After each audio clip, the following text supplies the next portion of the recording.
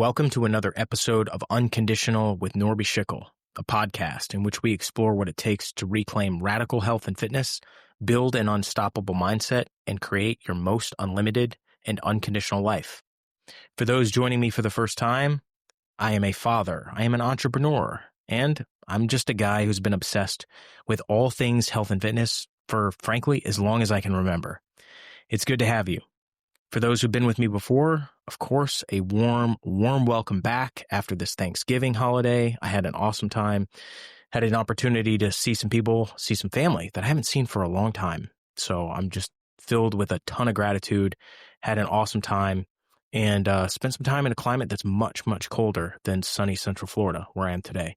So good time, great to be back behind the microphone, behind the desk, recording. I got an exciting episode today. I'm so very, very much looking forward to it. We're going to switch things up a little bit today. In our last episode, we went deep into the shocking, absolutely shocking story of polio and the excellent book, Moth and the Iron Lung by Forrest Moretti. An excellent episode, if I do say so myself, in part because of yours truly, of course, but also in large part because of the excellent work of Forrest Moretti. If you haven't, for some reason, listened to that episode, maybe you're busy. Maybe you had Thanksgiving. I get it. Now's your opportunity.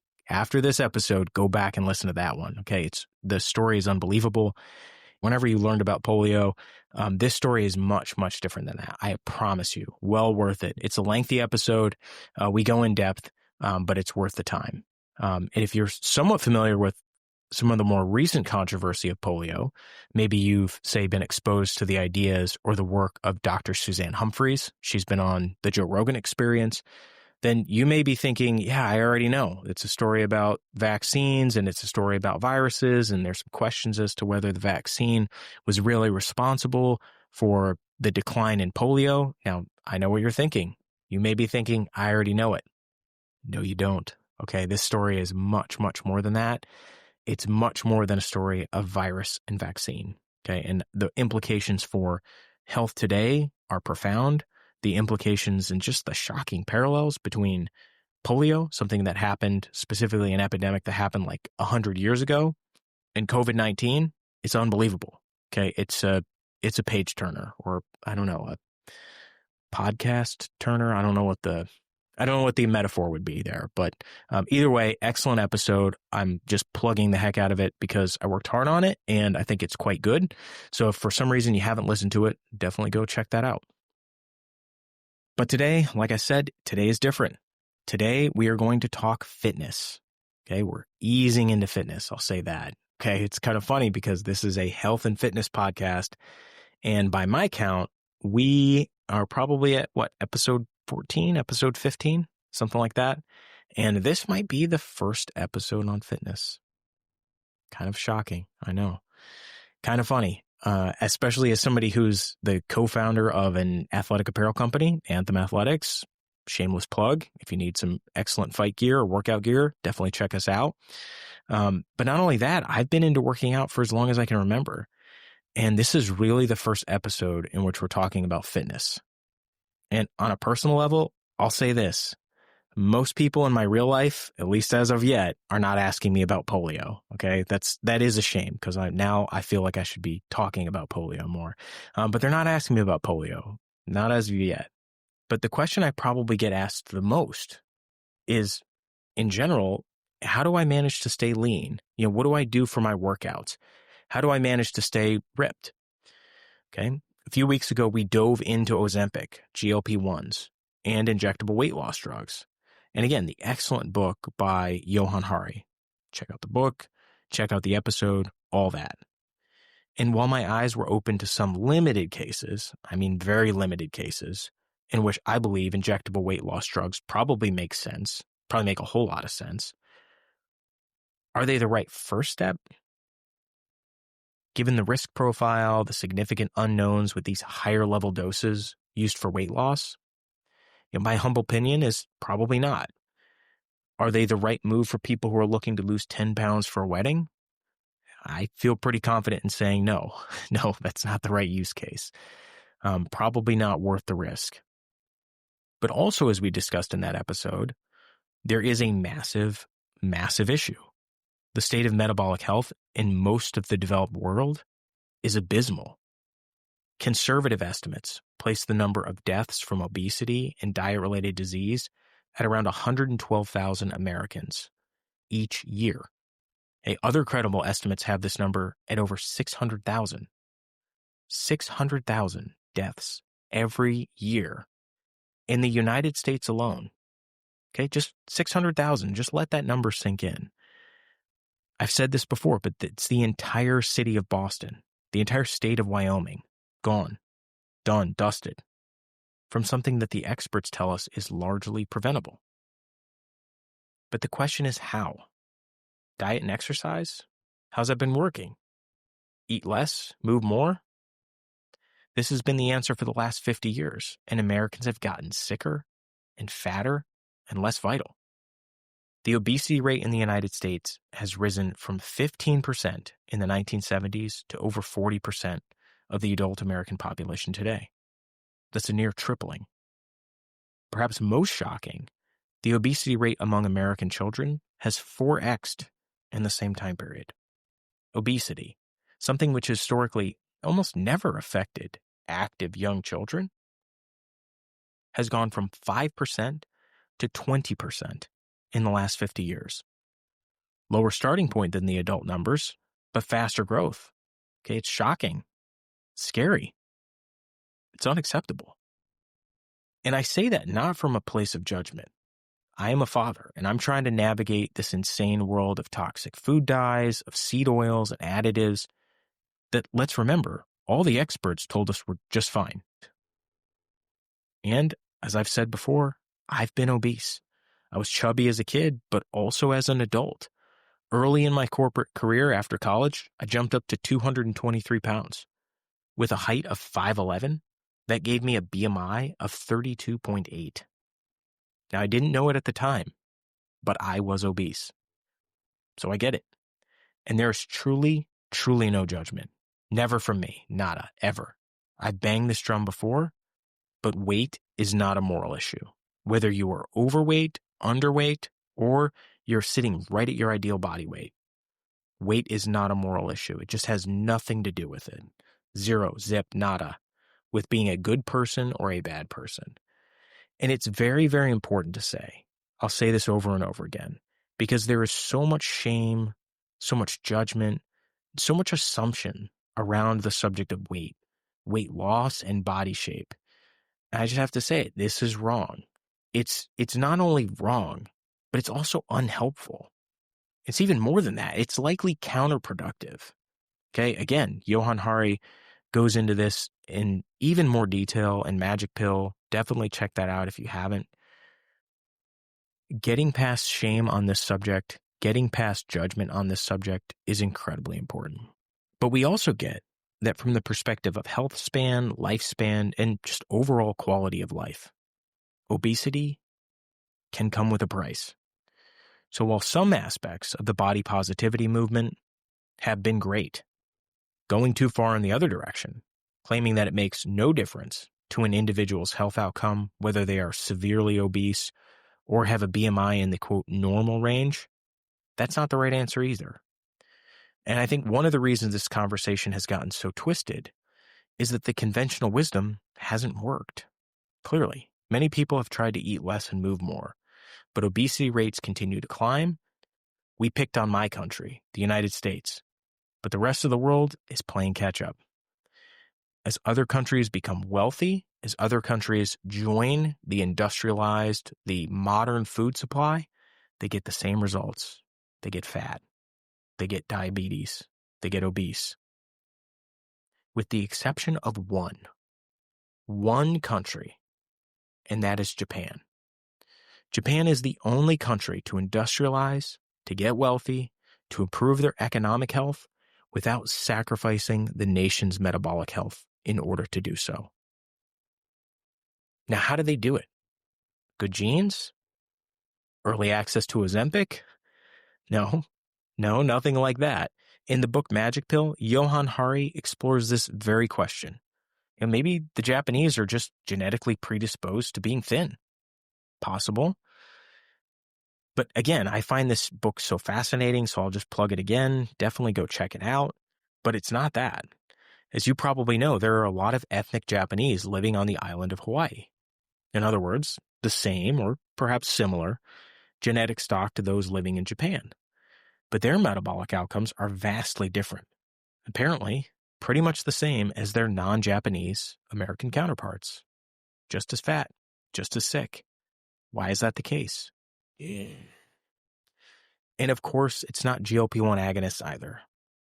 It is that the entire nation, with what I think we could describe as a strong set of incentives from the government, has been directed towards eating whole foods and walking. Okay, that's it. Literally, that's it. Eating whole foods and walking. That is the magic formula. That is the reason why the entire nation of Japan remains metabolically healthy while the rest of the world gets sick. Now, we won't go in depth here because we did go into this in detail in episode number 10, which is on how to lose weight naturally and permanently. But there is a natural, sustainable alternative to Ozempic and to GLP-1 agonists. If there was something that I would say in an ideal world would be the very, very first thing that a friend or a family member should try before injectable weight loss drugs for sure, but also before counting calories or keto or carnivore or a vegan diet, it would be eat more whole foods and eat fewer, ideally none, ultra-processed foods. And walk. Very simple. Do what your body is designed to do and walk. And I'm not talking about hours a day or miles a day, nothing like that.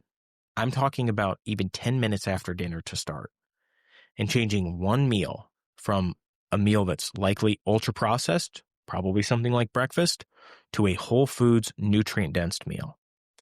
Gradually, slowly, aiming to make changes from ultra-processed to whole foods, and maybe even some minimally processed foods, okay? The categories are probably not quite what you think if you haven't listened to that episode.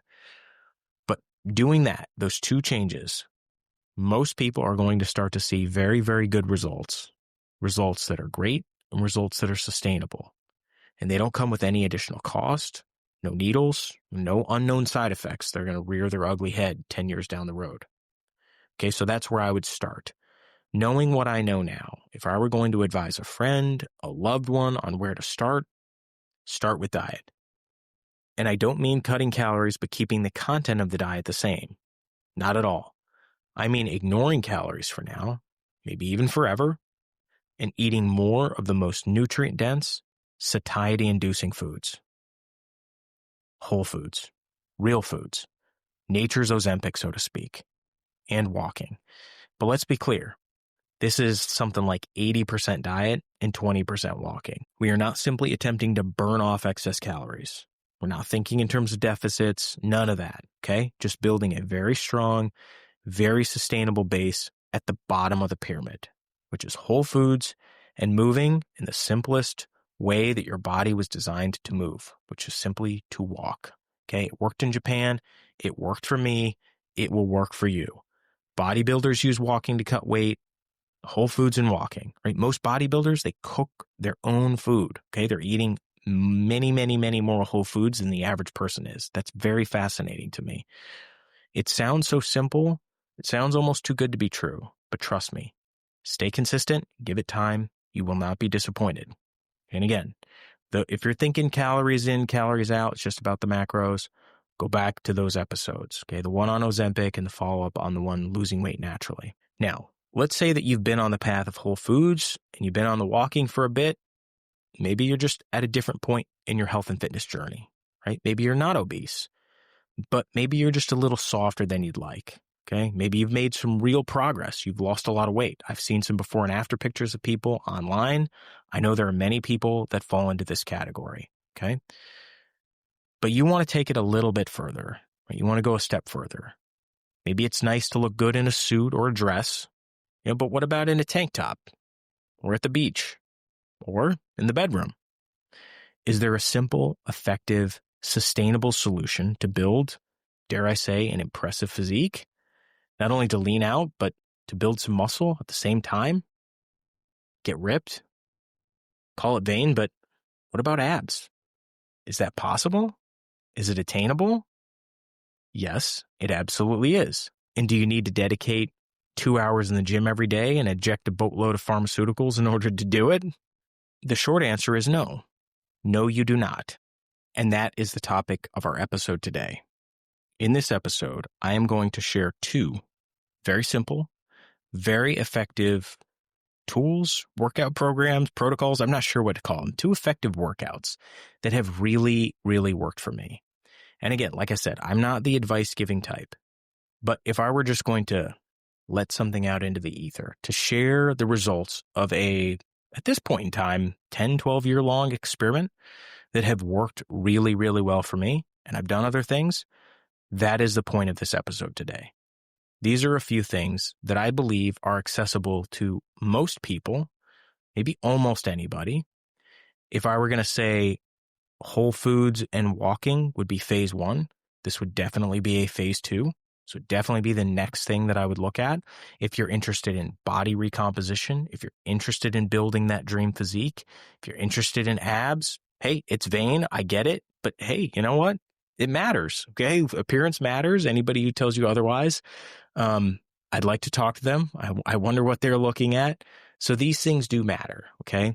Are they the most important thing in the world? Probably not.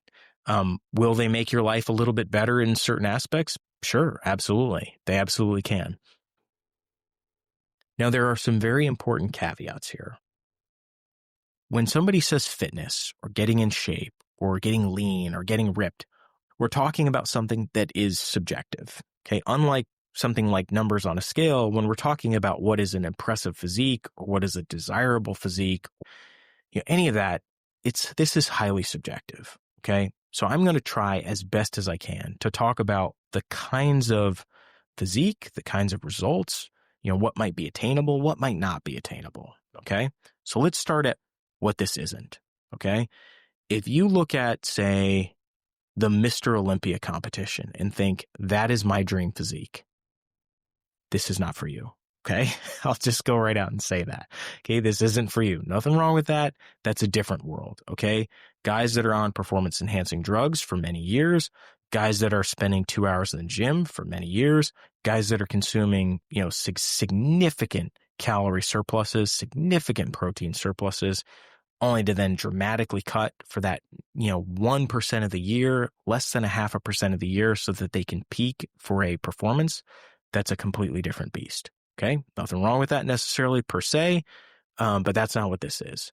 By and large, what I'm talking about when I say getting lean, when I say getting ripped, when I say, getting in shape is what I would describe as more of a very classic physique. I'm not talking about, traps the size of footballs. I'm not talking about veins popping out of eyeballs.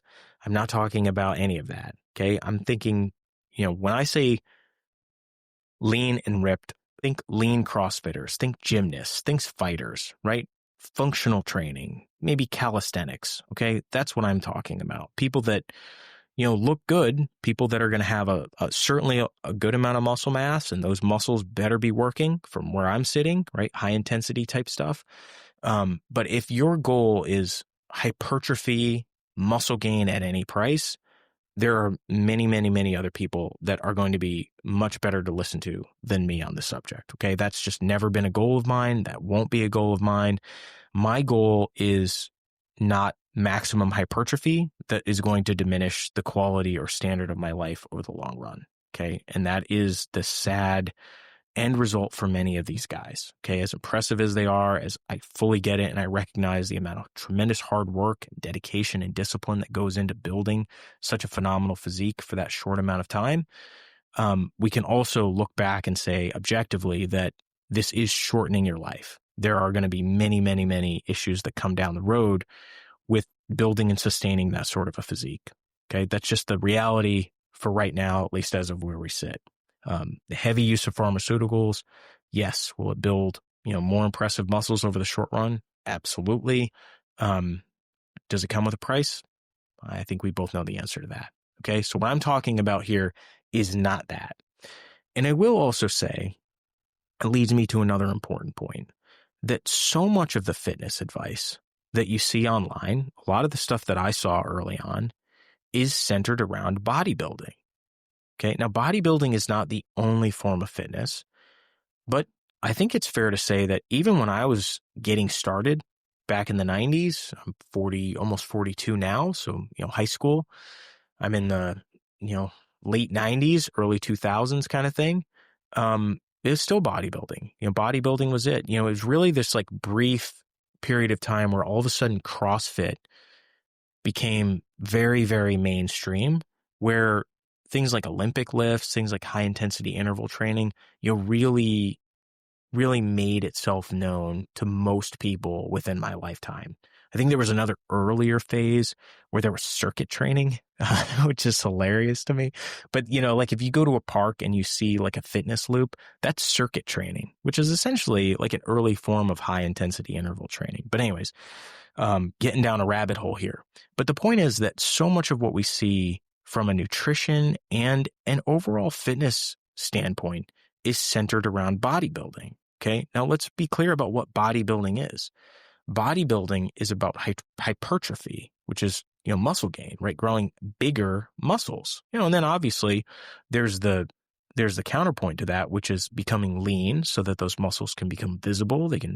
Your veins can become visible, that you can improve your vascularity, all that, right?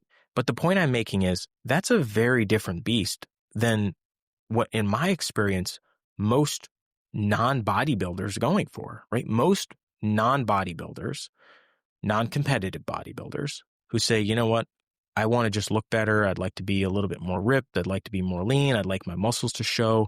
I'd like to look better without a shirt on. By and large, if you showed them Mr. Olympia or the winner of the CrossFit Games, they're going to pick the winner of the CrossFit Games as their ideal physique. You show them an elite level gymnast, I don't know, maybe from the waist up, right? I know those guys, for good reason, don't have massive legs, but if you showed them an elite gymnast or you show them an elite fighter in MMA or Brazilian Jiu-Jitsu or wrestling, they're going to pick that physique, okay? And I only point this out not to dump on bodybuilding. I have a huge amount of respect, like I said, for bodybuilders and bodybuilding in general. But it is to point out that it's important to remember that the goal, the end result matters. And what I find is that many people, myself included, get into weight training, and the weight training is bodybuilding. And the physique that they're attempting to build would actually probably be better suited to a different form of training, right? To something like high intensity interval training. Okay, so the goal matters, the how matters. All of these things matter when we think about building the kind of physique that we want, right? When we look in the mirror, what do we want to see? Do we want to see somebody who's 250 pounds, 2% body fat for 1% of the year? Maybe, maybe that is what you want. And all I would say is that maybe if you have a clear idea in your mind about the type of physique that you want to build, how you want it to move, how you want it to feel, is it more important to be powerful or flexible? Is it more important to have massive muscles or strong muscles? Again, maybe it's just important to consider the perspective where the person is coming from, right? That's all. Okay, so let's talk about these two workouts that have worked out really, really well for me. And I'm going to talk about a couple of reasons. I think I've got 5 why these workouts are so powerful. Okay, there are many, but let's just go with 5. Number 1, you can do them anywhere with little to no equipment. Okay, why that is important? It enables the superpower that is consistency. The superpower that is consistency to work for you. Anywhere, little to no equipment. Point number 2, enables what's called progressive overload. Okay, in other words, there is a clear path to increased workload and continued muscle gain. 3, they involve compound movements. Okay, now compound movements are important. If you followed anything in the high intensity interval space, you understand that compound movements are important for metabolism. They're important for athletic performance, right? And continuing to keep coordination as your muscles grow, continuing to lean out for sure from a metabolic standpoint, but also for your hormones. Okay, if you just look up, best movements to raise testosterone, a lot of them are big movements. Okay. They're movements that involve multiple muscle groups. And these workouts are going to safely enable you to do those with very little in the way of coaching. Okay. Very little cost involved, no equipment involved, etc. Point number 4, you will build both muscle and endurance. Okay. One of the most physically difficult sports is wrestling, right? Grappling. You need a combination of strength, power, endurance, and coordination, just to name a few. Now, I love Brazilian Jiu-Jitsu. I've trained on and off in the past, but I've gone through long periods of time where I've taken time off from the sport. And as anybody who's taken time off from the sport knows, getting back is a bear, okay? It's very difficult to build jiu-jitsu conditioning, grappling conditioning outside of grappling, okay? But this first workout in particular is one of the ways that I have personally found that has helped me do so. Okay, and then point number 5, it enables you to work close to or maybe even at your max with very low risk of injury. Okay, this is super important because the place where you're going to start to see the best muscle growth, the place where you're going to start to see your muscles really start to pop, your veins start to pop, whatever the thing is that you want, is going to be at or around your max. And if you're training at or around your max, right, the likelihood of getting injured is going to be higher.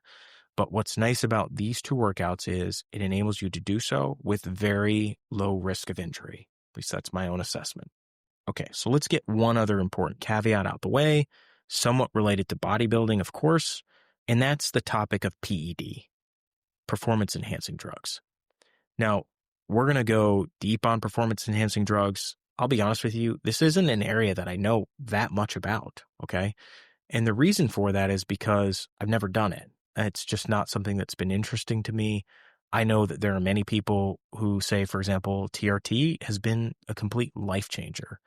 And I totally get that. I know there's a lot of nuance here, okay? And I don't want to just assume, PEDs are bad for all people all the time.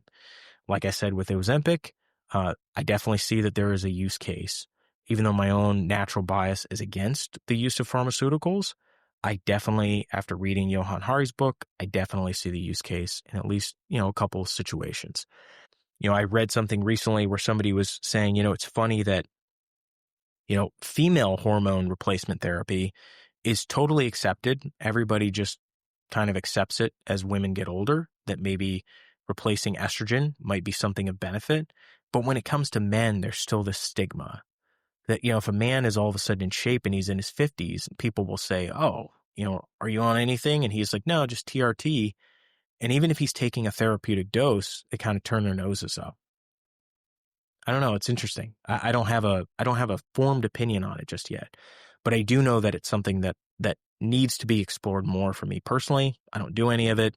I'm not giving advice one way or the other, but I will say this on the super physiological doses, right? We're talking about, true anabolic steroids. We're talking about these super physiological doses of TRT that really are not therapeutic doses. I do feel confident in saying there are side effects that in many cases are likely going to outweigh the benefits from a health perspective. Aesthetic perspective, different beast. Health perspective, I feel confident in saying proceed with caution. Okay. And it's also important to say that many of the programs that are centered around bodybuilding, they assume a certain amount of PED use in order for your body to recover from the amount of volume. Somebody who's training as a natural versus somebody who's training on gear or somebody who's training on performance-enhancing drugs, it's going to be wildly different, okay? And that's an important aspect of what I'm going to say, okay? One of the reasons why I think that these 2 workouts are incredibly effective is because they are incredibly short, okay? These are short workouts. They enable you to be consistent. But the other thing is that they enable you to recover. Okay, there's many ways to do it. Again, I'm not saying this is the only way to do it. But one of the things that I like about these workouts is that for somebody who's not enhanced, for somebody who's not on performance enhancing drugs, who is planning to do it naturally with food, with good supplements, with nutrition, with sunlight, managing stress, these workouts I've seen to be highly, highly effective. If your goal is something different, take a different approach. Okay, so let's get into it. We've caveated the life out of this conversation, and now you're thinking, is there even a workout here, right? The workout has just been listening. Okay, I get it. My apologies. Let's get right into it. Okay, workout number 1, modified burpee ladder. I know. I hiss, boo. People hate burpees. I think I even saw a shirt a while back that said something to the effect of, burpees hate you too. And I get it. Burpees may never be for you. For some people, they can even be painful. Okay, but here's the thing. I do them a little bit differently than most people.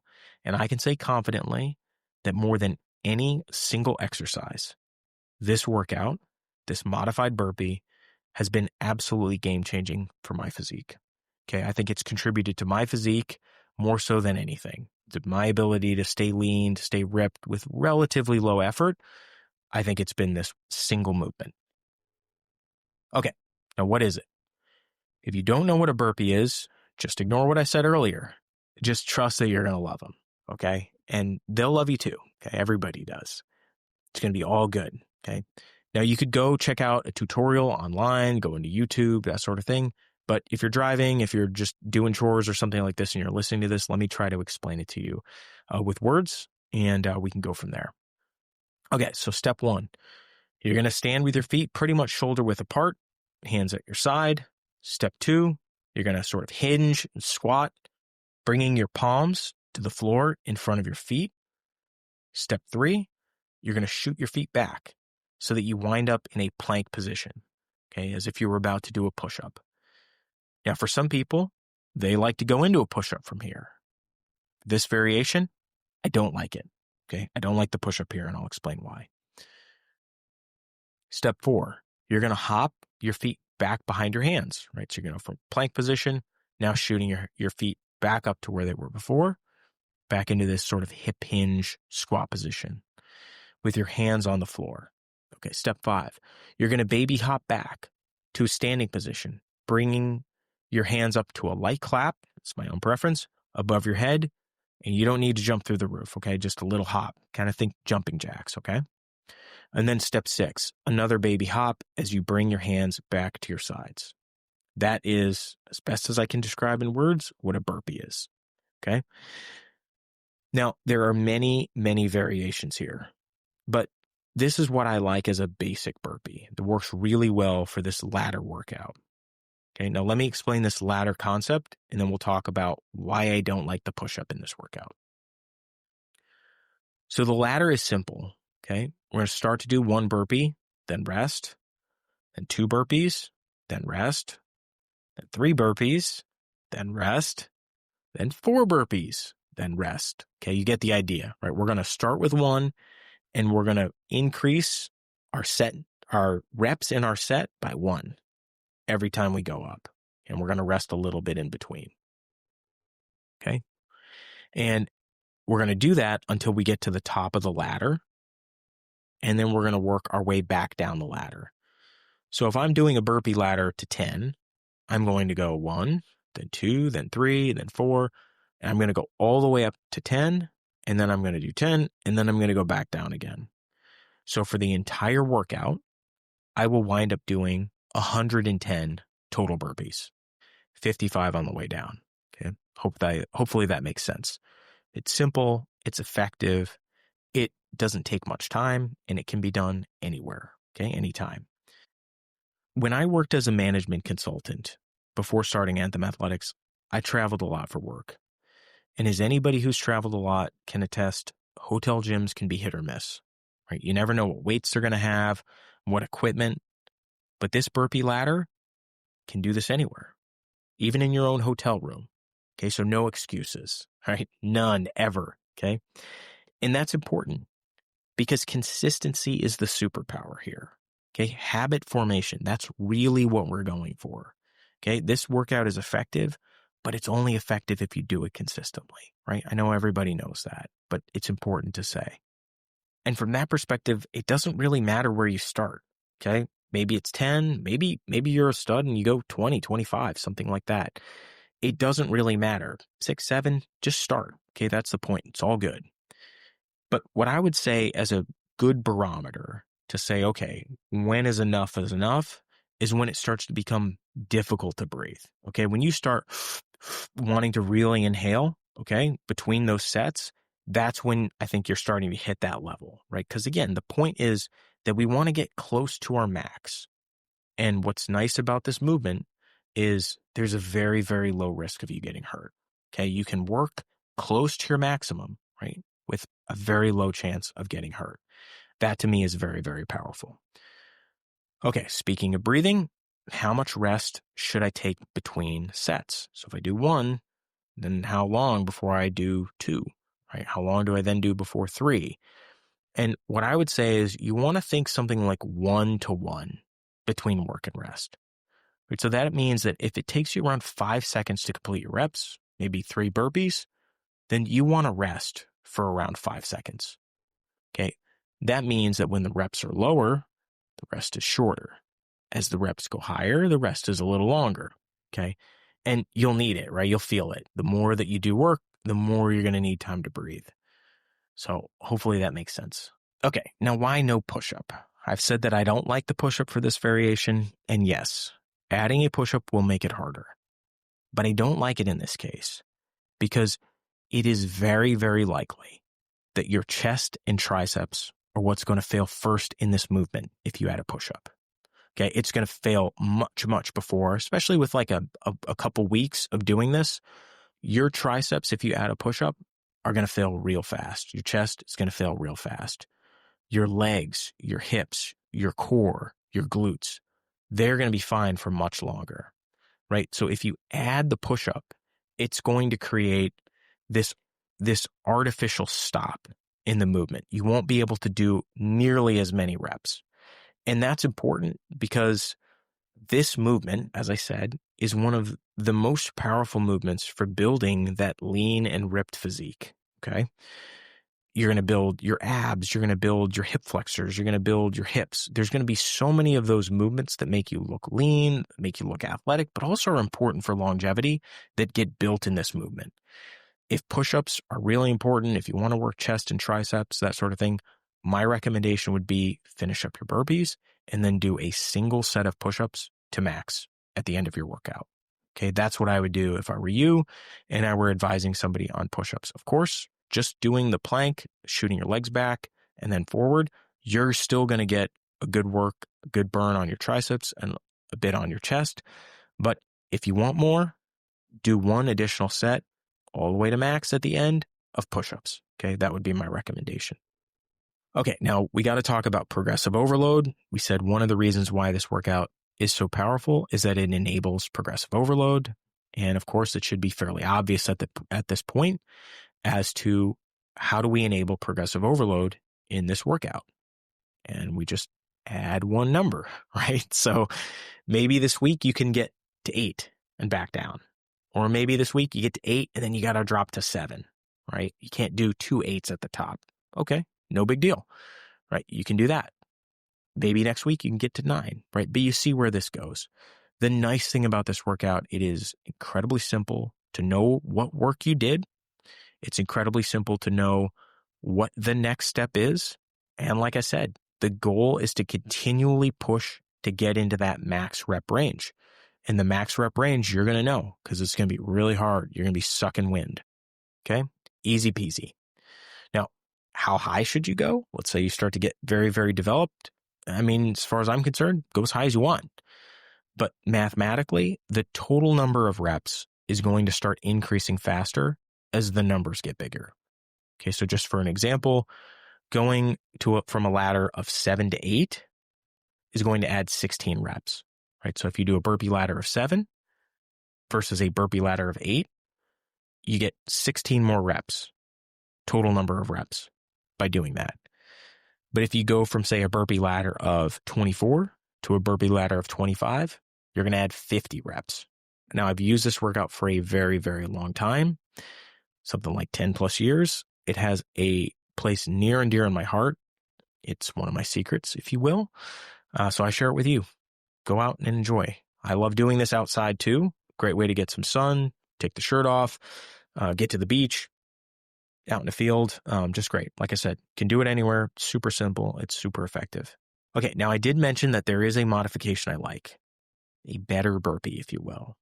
I'm hesitant to throw that in there now just because I don't want to confuse things, but I will. And this is because if you've done a lot of burpees, or maybe even right from the start, for some people, you may develop some wrist pain. Okay, if you ladder up to 20 and back down, that's 410 burpees. Okay, that can be a lot of pressure on the wrist, right? You start adding more and more reps, right? You're getting up into the 500, 600 rep range, right? That can be a lot of pressure. So if you're just starting out, I will say this. I would just recommend starting with the basic burpee. Okay, you're probably at single digits on the ladder a couple times a week. Everybody's different, but probably not going to be an issue. But if you do develop some wrist pain, or if you've had pain in the past from burpees, which I know is a reason that many people don't like burpees, or if you just want to play around with a variation, one that I personally like more than the basic burpee, I think it's actually better. This is for you. Okay, I'm going to try to describe this. I don't know where there's a video of this because, frankly, I don't even know what it's called. Okay, it's a variation. It's just what I do. Just like a regular burpee, you're going to start with your feet shoulder width apart. Step 2, you're going to drop down to the same hip hinge squat position, palms flat on the ground in front of your feet. Okay, but here's the difference. In a normal burpee, here's where you'd shoot your feet back. Okay, so you're in kind of this, you go from this hip hinge type, palms on the ground, kind of crouchy position, shooting your hips back to a plank position. We're not doing that, not in this variation. Okay. In this variation, you're going to walk your hands out.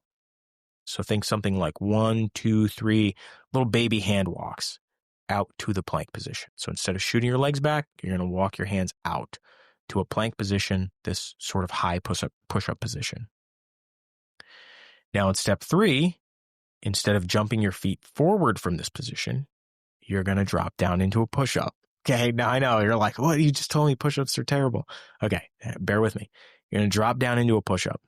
Now, instead of coming straight up, right, going push-up, chest to the floor, bang, going back up, you're going to shoot your butt back and up, recruiting the muscles of your shoulders, your upper chest, triceps, and core to bring you back into a position that's kind of like downward facing dog in yoga, but with bent knees. Okay, I don't really know what it's called. I think it's like downward dog hop preparation position or something like that. So if you've ever done yoga, you go to down dog and then you're right about to hop, float your feet up to the top of the mat. That crouched position, that's the position that you want to be in. Okay. And then, just like in yoga, you're going to jump your feet up to the top, right? So we're going to get to that down dog crouch position, and then we're going to jump our feet forward. And we're going to land with our feet right behind our palms that are on the ground. And then from there, we're going to do our little baby hop up, jumping jack, clap over our head, hips, and then hands will rest back at our side. Now, if I think about my position relative to something like a yoga mat, at the start of the rep, my feet are at the bottom of the mat. But at the end of the rep, my feet are up at the top of the mat, right? So they move. Unlike a standard burpee, I wind up in the same place I started.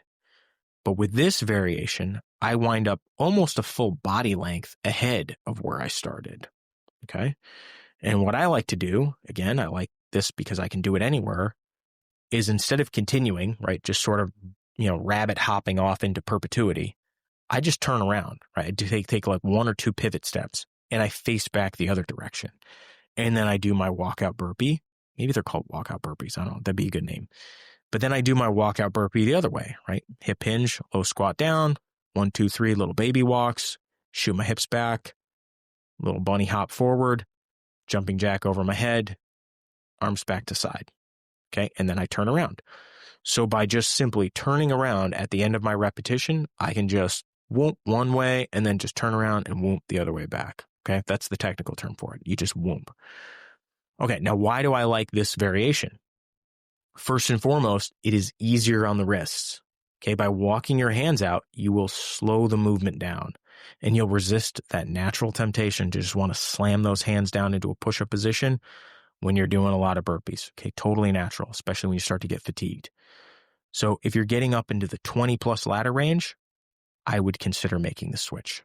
Okay, this is the variation that I personally do pretty much every single day.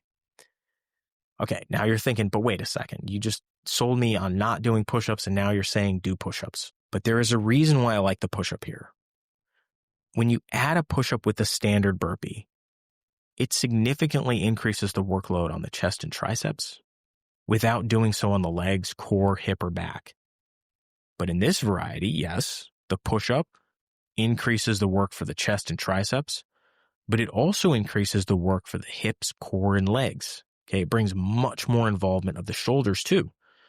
So in short, yes, it makes the movement more difficult, but it does so in a very balanced way.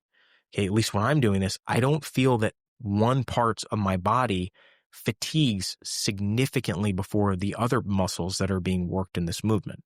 Okay, to me, that's very, very significant. It should be pointed out that you absolutely will fail with fewer reps in this variation. Okay, maybe half as many reps, maybe even a third as many reps. Okay, but what I like about this is it's making everything more difficult, in my humble opinion, in a very balanced way. Okay, so this is the variation that I like much, much more than a standard burpee. It's something that I do pretty much every single day. Okay, when I would do jiu-jitsu, I would warm up doing this movement. It's a very, very, very good movement. Okay, like it a lot. Okay, and speaking of jiu-jitsu, that is where I got this movement. Okay, I don't know what it's called. Like I said, I picked it up from my Brazilian jiu-jitsu coach back in Charlotte. This is something like 10, 12 years ago, longer than that maybe. And I don't know what he called it. He never called it anything. So he just would have us do mobility drills. And this was one of the mobility drills that he had us do. It was not used for a full-on workout, but I saw the power right away. I started doing it and I started getting very, very good results. And incidentally, this is the thing that I do at high reps when I'm about to go back into jiu-jitsu and I don't want to just get absolutely pounded, but I want that strength, I want that power, I want that cardio, I want the full package so that I can go in and not just get absolutely crushed. This is it. This is the exercise that I do the most. Okay, so that's it. That is workout number 1, modified burpee ladder. Okay, very powerful, very effective tool in getting lean and getting ripped. Is this the only way to do it? No, of course not. Is this the first step that you'd likely get from a personal trainer at the gym? I highly, highly doubt it. Okay, but this works. And I've got no dog in this fight. And keep in mind, the world of fitness is dominated by bodybuilding. Okay, but the ancient Greeks, the Spartans, gymnasts, fighters, right? They all build lean, powerful, aesthetic physiques without PEDs, without crazy equipment from the gym. And they do it by doing movements that are similar to this, right? Think of elite wrestlers, right? Same thing, okay? Very, very powerful. Highly recommend it. Your probability of getting injured is very low. The benefits from this exercise, very, very high. Okay, let's get to the second one. Let's get to one more. This is one workout that also has been an absolute game changer for me. And it's something that I'm going to refer to as a Tabata workout. Now, you may have heard about Tabata workouts from CrossFit or Peloton, or even YouTube for that matter, right? Many Tabata workouts that exist that are out there. And we're going to talk about the quick history of the Tabata protocol. We're going to talk about how I've adapted it for my own very, very selfish purposes in building my own physique. And of course, I'm going to give you some of my thoughts on why Tabata workouts, just like my burpee ladder, can be an incredibly effective tool in building that impressive physique. Okay, so Tabata. Where does it come from? What does it mean?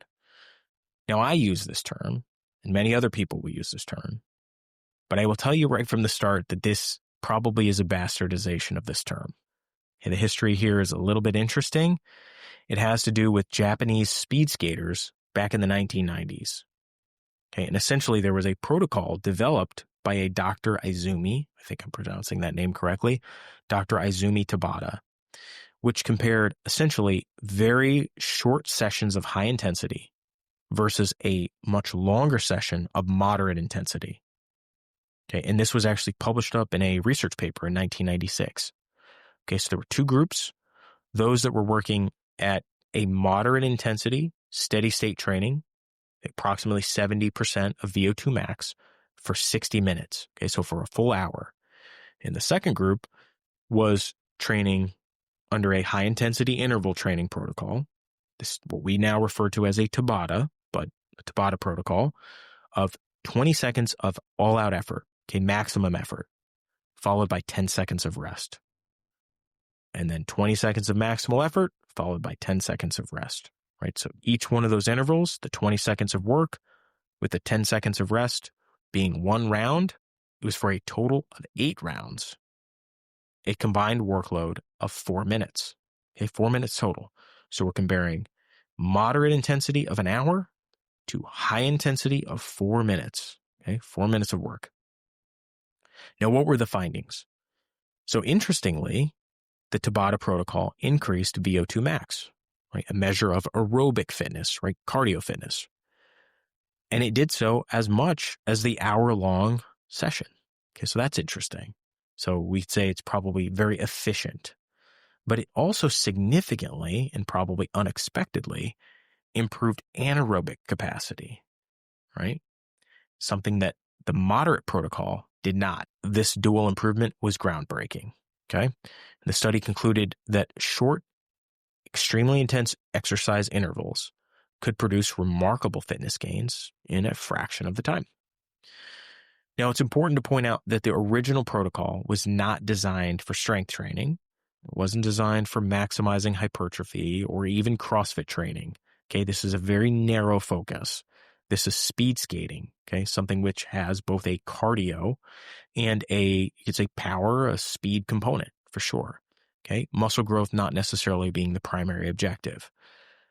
That said, when people discovered in this format, right, this split with a specific work to rest ratio, incredibly high intensity for a very short duration, well, people started to figure out that it also worked pretty well in other domains as well. So we've kind of bastardized Tabata. Everybody uses it. I use it. And I discovered the Tabata workout before I really even knew the history of it. So my apologies to Dr. Izumi Tabata, but we are going to proceed with the state of ignorance is bliss. And we are just going to refer to this as a Tabata workout. Okay. So what does this mean in practice? How have I specifically used Tabata as a concept and applied it to my workouts? I did start with 4 minutes. Now, I typically do Tabatas that are a little bit longer than that, but not much, right? Maybe at the high end, something like 7 minutes. But what you want to do is pick 4 exercises that are exercises that are, one, meaningful, right? So we're not talking wrist curls here. We're talking big movements. But 4 exercises that are meaningful, and I can give you a couple of suggestions. I can tell you the ones that I use. And you want to find a way to do those exercises to where if you did 2 sets of 20 seconds, you would start approaching or getting close to your maximum, okay? And you want to string those exercises together. So you're going to go exercise number 1, then 2, then 3, then 4. And then you're going to cycle through and do all of those exercises the same. So there's a total of 8 rounds, but there are 4 exercises. So you're going to wind up doing each exercise 2 times. Okay. And I'll tell you the specific exercises that I do for the Tabata when I first started. And we can show, and I can then talk about some of the other ones that are good exercises, as far as I'm concerned, that can be utilized in an early stage Tabata workout with little to no equipment. I'll tell you the 4 exercises that I did for a very long time that have yielded fairly good results. And that is first a squat. You can do body weight squats. If you have a medicine ball, you can do squats with the medicine ball. If you have a fitness band, like a large resistance band, you can use that band to do squats. They sell them on Amazon. They sell them at Rogue Fitness. $20, you'll have a band of, the appropriate size, but you don't necessarily need one. So the first would be squats, 20 seconds of squats, followed by 20 seconds of push-ups. Again, if you have a resistance band, it's a great way to add resistance to your push-ups. You can offset your push-ups. You can elevate your hands to give an even deeper stretch to the chest. The third would then be something like pull-ups, if I have a pull-up bar. If I don't have a pull-up bar, then I might do something like band curls. And then the fourth exercise would be something like an ab wheel. I don't have an ab wheel, then I flip over onto my back and I might do something like leg, V-ups, right? Something like that, right? Hands and legs both out, coming up in sort of a V shape. Those are 4 very simple, little to no equipment needed. If you have some equipment, amazing. If you don't have equipment, there are modifications, maybe with the exception of curls. But again, these are where I started. There's many other exercises that can be moved in. You could do a Tabata workout entirely of push-ups. You could do a Tabata workout entirely of bodyweight squats. You could do a Tabata workout entirely of modified burpees. There's so many ways that you can string together what you have into this Tabata format. And again, the goal is to find something that can be done consistently, can be done easily, can lead to real results, and isn't going to consume hours and hours and hours a day in the gym. You may very well like working out. I do like working out. But the reality is at this juncture in my life, and when I first started doing these Tabata workouts, when I was on the road, when I had a very, very young child, and I was starting my company, and I was operating on little sleep, still am, this workout was incredibly powerful because it could give me very, very good results, not bodybuilder levels of hypertrophy, but good results, a nice, lean, ripped physique with low amounts of time and low risk of getting injured, right? I could do this workout very short, very intensely, and my body could recover, right? And my body could recover, and I really did start to see some gains, right? Now, I had been lifting weights for years prior to this, right? When I was in the corporate world, I was doing the bro splits, I was doing the bench press, I was doing the curls, doing all of that. But nothing transformed my physique into what I had hoped it would be as doing high intensity interval training. Not even close. And we've gone into some of the reasons why this is the case. I think there are many reasons that we don't even understand as to why this is the case.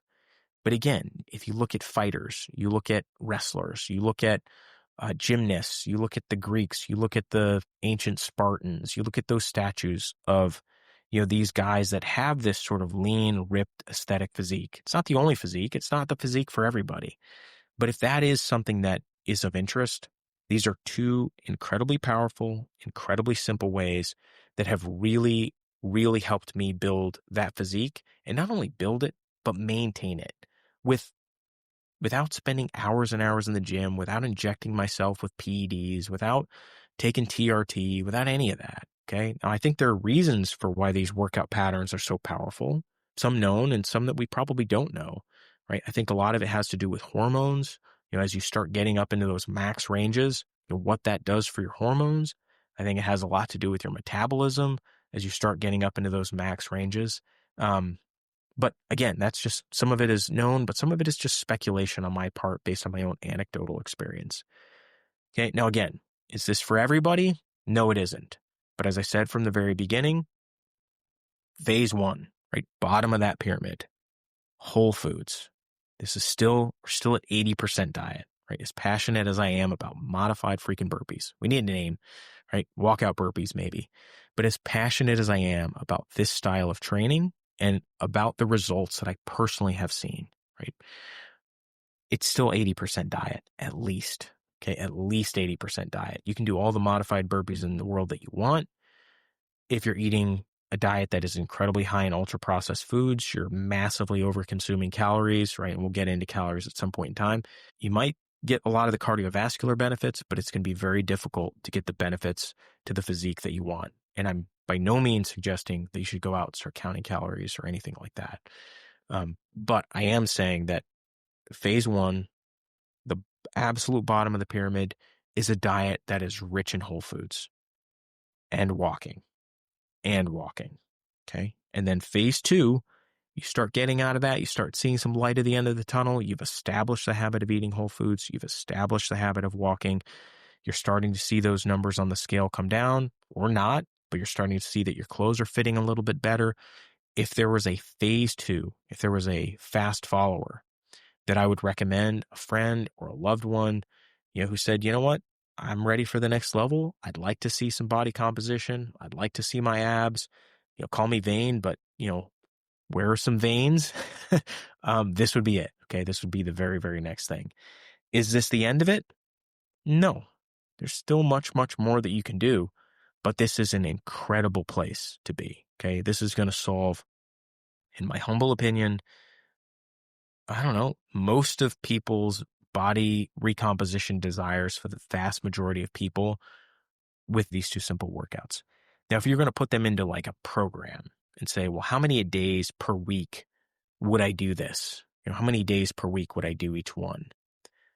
I would start with something like 3 or 4, right? Maybe 2 days of burpee challenge, burpee ladder, and then maybe 2 days of Tabata work and see how it goes. And my hunch is you're going to see that you feel pretty tight. You feel pretty taxed the first couple times you do it, but then you're going to start to ease into it. And then as you start to ease into it and the recovery is not quite so bad, then I would add more days, right? Or you can then start experimenting with adding some more burpees, right? Progressive overload. Same thing with the Tabata. Instead of adding more sets, I would recommend increasing the duration in a 2-to-1 ratio of work to rest, meaning that if you go from 20 seconds of work and 10 seconds of rest, maybe you go then next up to 22 seconds of work and 11 seconds of rest, or 30 seconds of work if you go make a big jump and 15 seconds of rest. Can this be combined with other very cost-effective, very powerful training tools like kettlebells? Absolutely. Okay, absolutely. We'll do an entire episode on kettlebells because I love kettlebells. But yes, absolutely. These types of circuits, these types of Tabata workouts can absolutely be combined. Okay. That's it for me today. This episode, as all the episodes, has gone longer than I expected, longer than I'd hoped, maybe. Nah, I do like this. I like it a lot. As always, if you enjoy the content, please like, share, subscribe, pass it to a friend. You can start throwing out Tabata around Christmas. Wouldn't that be great? Just get the whole family down, just banging out modified burpees. That would be amazing. And if you do, absolutely hit me up because I definitely want to see that. But that's it for me today. Thanks for the listen, and I'll see you next time.